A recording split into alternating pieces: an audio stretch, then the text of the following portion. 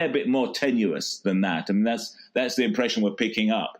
So I think what we're seeing is this trio of leaders, how they get on and how they resolve their differences, which essentially revolve around two issues. There's the security issue, which is all these militias based in Eastern Congo, some backed by Rwanda, some backed by Uganda, some backed by the government in Kinshasa, all serving different and conflicting political purposes, and how that issue is resolved. And the other issue is the exploitation of the vast mineral riches of Eastern Congo and how that can be regulated and developed for the benefit of all, but especially the Congolese people, because after all, those resources are their resources first and foremost. And how do the Congolese see both Uganda and how do they see Rwanda? Again, there is a mixture. It's Congo's got nearly 100 million people. It's very difficult to think in terms of a collective view. I think what one can see pretty clearly is that the supporters of Felix Tshisekedi, who come, I guess, historically come from the Kasai regions and from Limite in Kinshasa, are highly critical of Kagame. And we've seen this from the reaction on social media in Congo when Tshisekedi was in Kigali. And there was a lot of criticism from those constituencies about Tshisekedi, appearing to be on friendly terms with Kagame. So they don't accept it. So there is a hostility. Having said that, there's another large element in the FARDC, the Congolese National Army, which has been working with Kagame's proxies and sometimes directly with Kagame's army in Eastern Congo on other projects. So it's very mixed, but there's clearly suspicion, and there's suspicion I'd say in some of the biggest cities, Kinshasa and Buji-Mayi. The other element, element to that, of course, is Moise Katumbi, who has just returned to his base in Lubumbashi. And he's a historic leader from Katanga, former governor of Katanga province. He's just come back. He fought long and hard with Kabila, having initially worked very closely with Kabila. And he's regarded as quite close to Kagame. So it's a very mixed picture.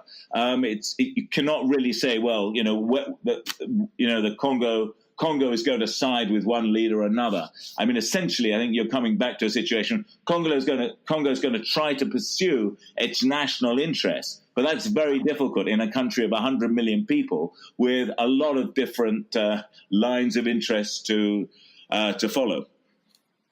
And just on the border dispute issue between Rwanda and Uganda, how do you expect that to be resolved?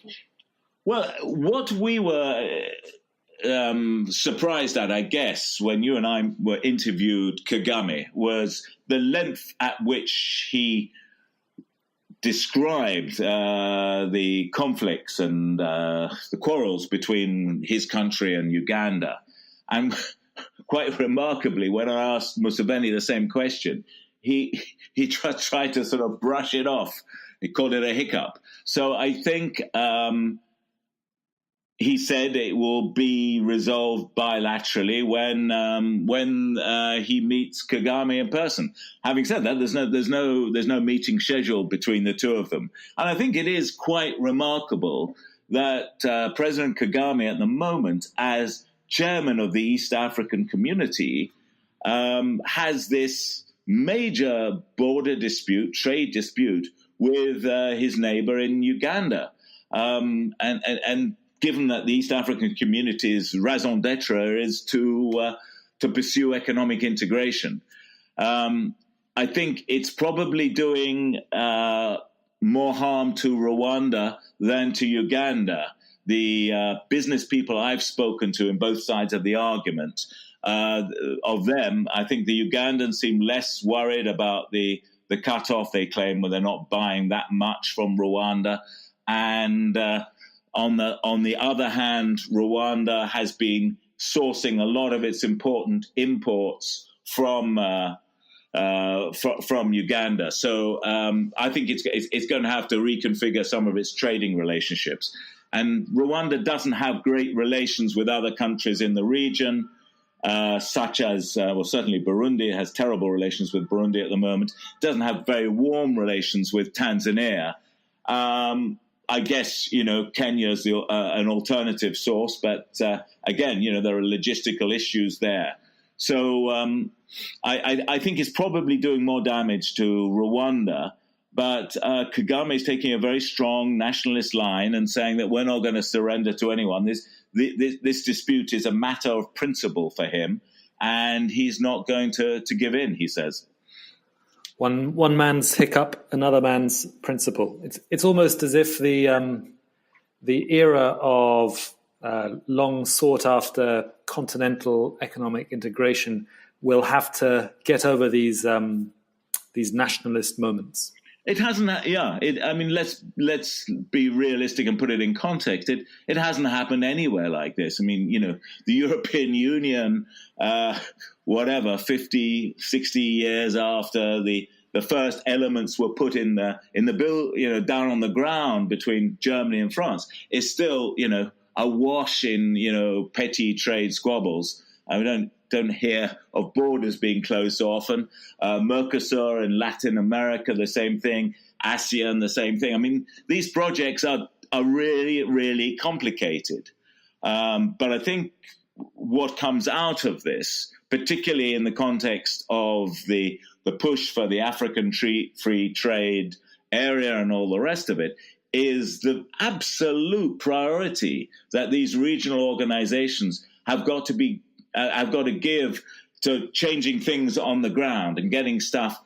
Signing treaties is one thing, but actually getting the products moving around, getting, cooperation, bilateral and multilateral cooperation between countries to process materials produced in one country in another country, and getting that value for the region in Africa. And the value is not just in terms of export revenues, but in terms of jobs and in terms of jobs and technological development. And those are those are absolutely key. And I think, moving away from the purely bilateral spat between Uganda and Rwanda, that's the important thing to take out of this. That as long as this goes on, that process of economic integration that's going to produce jobs and growth and the development of relevant technology, hopefully green and sustainable technology in the region, is going to be delayed and held up by these political disputes. So there's an interest in it for everyone to get together and try and resolve them as fast as possible. That is all for this week. Don't forget to come join the conversation on our Facebook and Twitter pages. You can sign up for the newsletter at theafricareport.com, and please give us a 5-star review wherever you get your podcasts. I'm Nick Norbrook. Thanks for listening.